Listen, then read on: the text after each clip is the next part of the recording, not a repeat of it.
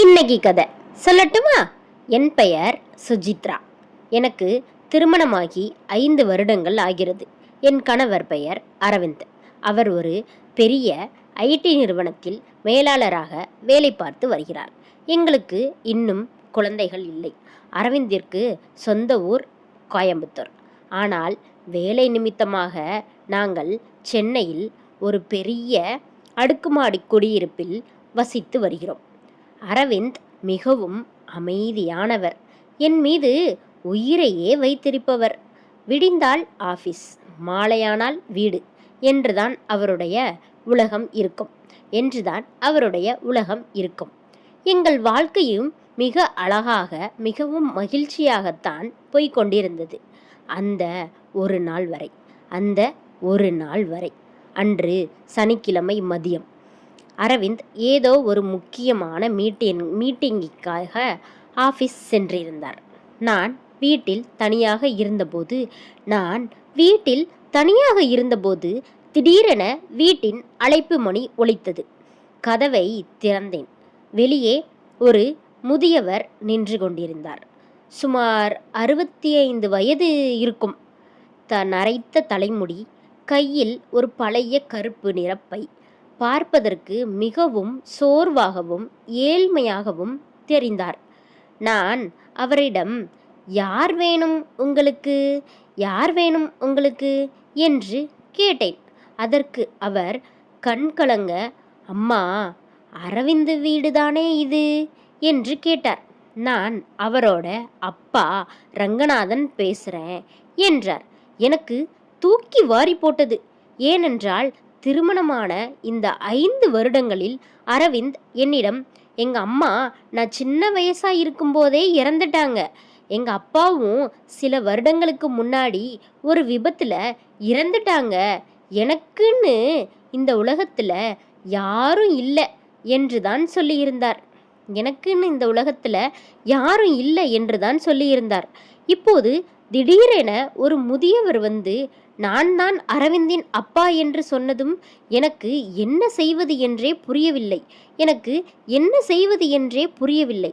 அவரை வெளியே நிறுத்த மனமில்லாமல் உள்ளே அழைத்து சோபாவில் உட்கார வைத்தேன். குடிப்பதற்கு தண்ணீரும் கொடுத்தேன். அவர் தண்ணீர் குடித்துவிட்டு நிதானமாக பேசத் தொடங்கினார். அம்மா, அரவிந்த் உன்கிட்ட என்னை பற்றி என்ன சொன்னான்னு எனக்கு தெரியல. ஆனால் அவன் கோயம்புத்தூர்லேருந்து சென்னைக்கு வந்த பிறகு என்னை கைவிட்டுட்டான். நான் அங்கே ஒரு முதியோர் இல்லத்தில்தான் தங்கியிருந்தேன். என் உடம்பு ரொம்ப முடியாம போனதால அவனோட ஃப்ரெண்டு ஒருத்தர் மூலமா இந்த முகவரியை கண்டுபிடிச்சு என் கடைசி காலத்துல என் பையன் கூடவே இருக்கலாம்னு தேடி வந்திருக்கம்மா என்று அழுது கொண்டே கூறினார். அவர் பேசிய விதம், அவருடைய ஆதங்கம் எல்லாமே உண்மையாகவே தெரிந்தது. அரவிந்த் ஏன் தன் சொந்த அப்பாவை இறந்து விட்டார் என்று பொய் சொல்ல வேண்டும்? ஏன் இப்படி முதியோர் இல்லத்தில் தவிக்க விட வேண்டும் என்ற கேள்விகள் என் மனதை குடைந்தது. மாலை 6 மணிக்கு அரவிந்த் வீட்டுக்கு வந்தார். ஹாலில் அந்த முதியவர் உட்கார்ந்திருப்பதை பார்த்ததும் அரவிந்தின் முகம் அப்படியே வெளுத்து போனது. கோபமும் பயமும் அவன் முகத்தில் மாறி மாறி தோன்றியது. நான் அரவிந்த் இவங்க உங்க அப்பாவாமே, ஏன் என்கிட்ட இவங்க இறந்துட்டாங்கன்னு பொய் சொன்னீங்க என்று கேட்டேன். அரவிந்த் அந்த முதியவரை முறைத்து பார்த்துவிட்டு என்னை அறைக்குள் அழைத்துச் சென்றார். கதவை சாத்திவிட்டு பதற்றத்துடன் பேசத் தொடங்கினார். சுஜித்ரா, அவர் சொல்றத எதையும் நம்பாத சுஜித்ரா, அவர் சொல்றத எதையும் நம்பாத. அவர் என் அப்பா தான், இல்லைன்னு சொல்லல. அவர் என் அப்பா தான், இல்லைன்னு சொல்லல. ஆனா அவர் ஒரு மோசமான மனிதர். சின்ன வயசுல இருந்தே எங்க அம்மாவை சித்திரவதை செஞ்சு அவங்க சாவுக்கு காரணமானவர். எங்க அம்மாவை சித்திரவதை செஞ்சு அவங்க சாவுக்கு காரணமானவர். அது மட்டும் இல்ல, கடுமையான சூதாட்டக்காரர். கடுமையான சூதாட்டக்காரர். பணத்துக்காக எதை வேண்டுமானாலும் செய்வார். ஜெயிலுக்கு கூட போயிட்டு வந்திருக்கிறார். அதனால தான் நான் அவரை ஒதுக்கிட்டு அவர் இறந்துட்டதா உன்கிட்ட சொன்னேன். தயவு செஞ்சு இவரை நாளைக்கே இங்கிருந்து கிளம்ப சொல்லு என்றான். தயவு செஞ்சு இவரை நாளைக்கே இங்கிருந்து கிளம்ப சொல்லு என்றான். அரவிந்த் சொன்னதை கேட்டு எனக்கு பயமாக இருந்தது. அரவிந்த் சொன்னதை கேட்டு எனக்கு பயமாக இருந்தது. ஆனால் ரங்கநாதன் ஐயா பார்க்க அப்படி ஒரு கொடூரமான மனிதர் போல தெரியவில்லை. ரங்கநாதன் ஐயா பார்க்க அப்படி ஒன்றும் கொடூரமான மனிதராக தெரியவில்லை. அன்று இரவு ரங்கநாதன் ஐயாவுக்கு எங்கள் வீட்டு ஹாலிலேயே படுக்கை விரித்து கொடுத்தோம். அடுத்த நாள் ஞாயிற்றுக்கிழமை. அரவிந்த் ஏதோ ஒரு பொருள் வாங்க கடைக்கு சென்றிருந்தார். அந்த நேரத்தில் நான் ரங்கநாதன் ஐயாவுக்கு காஃபி கொண்டு போய் கொடுத்தேன். அவர் காஃபியை வாங்கி கொண்டு, சுஜித்ராமா, அரவிந்த் நேற்று நைட்டு உன்கிட்ட என்னை பற்றி தப்பா ஏதோ சொல்லியிருக்கான்னு அவனோட முகத்தை பார்த்து எனக்கு தெரிஞ்சிடுச்சு. அவன் என்னை பற்றி என்ன சொன்னான் என்று கேட்டார். நான் தயங்கிக் கொண்டே, இல்லைங்கய்யா, நீங்கள் அவங்க அம்மாவை சித்திரவதை பண்ணிங்கன்னும் சூதாட்டக்காரனும் அப்படின்னு இழுத்தேன். அவர் கசப்பாக சிரித்தார். நான் அப்படிப்பட்டவன்னு அவன் உன்கிட்ட சொன்னானா? அம்மா, உண்மை அது இல்லை. அரவிந்துக்கு சின்ன வயசுல இருந்தே அதிகப்படியான கோபமும் மனநல பாதிப்பும் இருக்கு. அவனுக்கு கோபம் வந்தா என்ன செய்யறான்னே தெரியாது. அவனோட கோபத்தால தான் எங்க அம்மா மாரடைப்பு வந்து இறந்தாங்க. அவன் ஒரு முறை கோபத்துல என்ன வெட்ட கூட வந்தான். அந்த பயத்துல தான் நான் அவனை விட்டுட்டு முதியோர் இல்லம் போனேன். இப்போ எனக்கு வயசாகிடுச்சு. எப்படியும் அவன் திருந்தி இருப்பான். மருமகள் நீ இருக்குன்னு நம்பி வந்தேம்மா. ஆனா அவன் இன்னும் மாறல சுஜித்ரா. நீ அவன் கூட ரொம்ப ஜாக்கிரதையா இருக்கணும் என்றார். எனக்கு தலையே சுத்துது. அரவிந்த் தன் அப்பாவை குற்றம் சொல்கிறான். அப்பா தன் மகனை குற்றம் சொல்கிறார். இருவர் கண்களிலும் உண்மை தெரிந்தது போல இருந்தது. ஆனால் எனக்கு அரவிந்த் மீது ஒரு சிறிய சந்தேகம் வரத் தொடங்கியது. ஏனென்றால் சில சமயங்களில் அரவிந்த் சின்ன விஷயங்களுக்கு கூட அளவுக்கு அதிகமாக கோபப்படுவதை நான் பார்த்திருக்கிறேன்.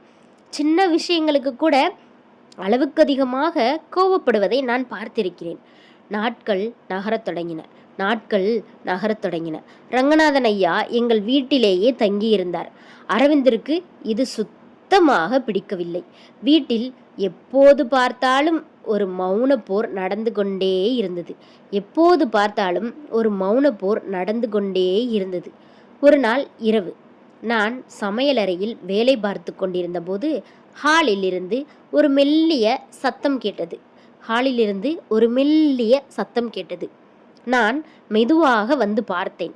அரவிந்த் தூங்கிக் கொண்டிருந்த தன் அப்பாவின் பையை ரகசியமாக திறந்து ஏதோ தேடிக்கொண்டிருந்தான்.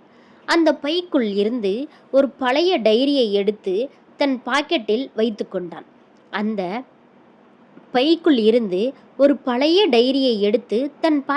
வைத்து கொண்டான். அரவிந்தின் முகம் மிகவும் கொடூரமாக இருந்தது. மறுநாள் அரவிந்த் ஆபீஸ்க்கு சென்ற பிறகு நான் அந்த டைரியை பற்றி ரங்கநாதன் ஐயாவிடம் கேட்டேன். அவர் திடுக்கிட்டு, அந்த டைரி அவங்கிட்ட கிடைச்சிடுச்சா, அந்த டைரி அவங்கிட்ட கிடைச்சிடுச்சா, ஐயோ அம்மா, அந்த டைரியில தான் அவனோட மனநல மருத்துவ சிகிச்சைக்கான பழைய ஆவணங்கள், அவனோட மனநல மருத்துவ சிகிச்சைக்கான பழைய ஆவணங்கள் எல்லாமே இருக்கு. அவன் சின்ன வயசுல அவன் சின்ன வயசா இருக்கும்போது ஒரு தப்பு பண்ணிட்டான். அத நான் அந்த டைரியில எழுதி வச்சிருக்கேன். அத வச்சு நான் போலீஸுக்கு போயிடுவேன்னு பயந்து தான் அவன் என்ன கொல்லக்கூட துணிவான் போல இருக்கு என்று நடுங்கினார். எனக்கு பயம் என் உச்சந்தலைக்கு ஏறியது. எனக்கு பயம் என் உச்சந்தலைக்கு ஏறியது. 5 வருடங்களாக ஒரு மனநோயாளியுடனா வாழ்ந்து கொண்டிருக்கிறேன். 5 வருடமாக ஒரு மனநோயாளியுடையனா வாழ்ந்து கொண்டிருக்கிறேன். அன்றிரவு அரவிந்த் தூங்கிய பிறகு அவனது ஆபீஸ் பையை ரகசியமாக திறந்து அந்த டைரியை தேடினேன். டைரி கிடைத்தது.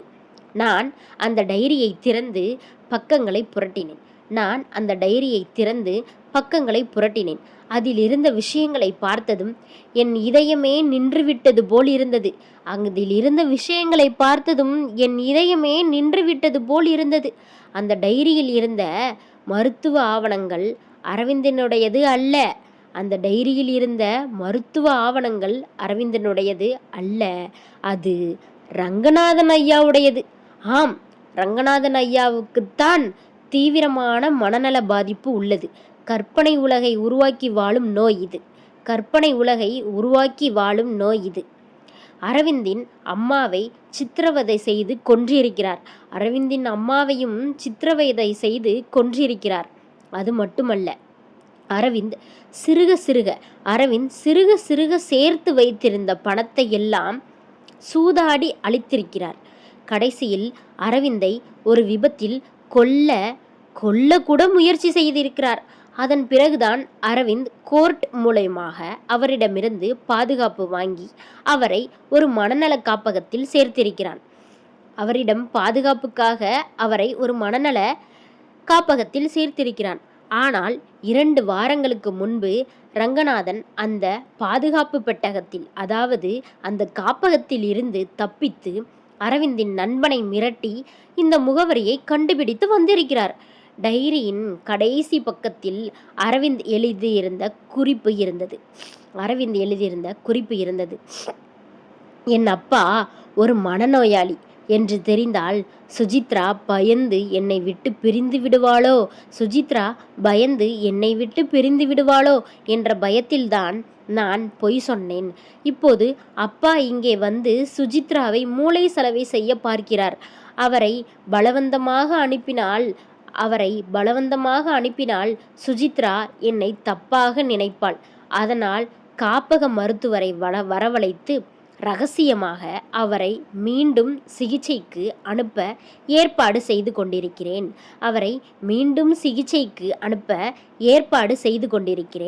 அரவிந்த் தன் பாசத்தால் தான் இந்த உண்மைகளை மறைத்திருக்கிறான் என்பதை உணர்ந்தபோது அரவிந்த் தன் மீது வைத்திருக்கிற பாசத்தால் தான் இந்த உண்மைகளை மறைத்திருக்கிறான் என்பதை உணர்ந்தபோது என் கண்களில் கண்ணீர் வழிந்தது. அடுத்த கணம் நான் டைரியை மூடிவிட்டு திரும்பிய போது என் பின்னால் ரங்கநாதன் ஐயா கையில் ஒரு பெரிய கத்தியுடன் நின்று கொண்டிருந்தார். அவர் கண்கள் கொடூரமாக மின்னின. டைரியை படிச்சிட்டியா சுஜித்ரா? அரவிந்த் என்னை விடமாட்டான். அவனுக்கு இந்த உலகத்துல எல்லாமே நீதான். உன்னை நான் தீர்த்து கட்டிட்டா அவன் வாழவே முடியாது என்று கூறி என் மீது பாய வந்தார். நான் பயத்தில் கத்தினேன். அந்த சத்தம் கேட்டு அரவிந்த் திடுக்கிட்டு எழுந்து ஓடி வந்தான். ரங்கநாதனின் கையை பிடித்து தடுத்து கத்தியையும் பிடுங்கினான். அதற்குள் நான் போலீஸுக்கும் காப்பகத்திற்கும் ஃபோன் செய்திருந்ததால் அவர்கள் அடுத்த 10 நிமிடத்தில் வீட்டிற்குள் நுழைந்து ரங்கநாதனை கைது செய்து அழைத்து சென்றனர். அவர் சென்ற பிறகு அரவிந்த் என் கைகளை பிடித்து கொண்டு, என்னை மன்னிச்சிடு சுஜித்ரா, என்னை மன்னிச்சிடு சுஜித்ரா. I am sorry. உன்னை இழக்கக்கூடாதுன்னு தான் உண்மையை மறைச்சேன் என்று அழுதான். நான் அவனை தழுவிக்கொண்டு, உங்க சூழ்நிலை எனக்கு புரியுது அரவிந்த். உங்க சூழ்நிலை எனக்கு புரியுது அரவிந்த். ஆனால் இனிமே நமக்குள்ள எந்த பொய்யும் இருக்கக்கூடாது என்றேன். இனிமேல் நமக்குள்ள எந்த பொய்யும் இருக்கக்கூடாது என்றேன். முகமூடி அணிந்து வந்த ஒரு பொய்யான நிழல் எங்கள் வாழ்க்கையை விட்டு விலகியது. எங்கள் உண்மையான அன்பு மீண்டும் மலர்ந்தது. எங்கள் உண்மையான அன்பு மீண்டும் மலர்ந்தது. இந்த கதை பிடிச்சிருந்தா மறக்காம லைக் பண்ணுங்க, சப்ஸ்கிரைப் பண்ணுங்க. அப்படியே நீங்கள் என்ன நினைக்கிறீங்கன்றத கமெண்ட்லையும் டைப் பண்ணிடுங்க. பாய். மறக்காமல் சப்ஸ்கிரைப் மட்டும் பண்ணிடுங்க ப்ளீஸ்.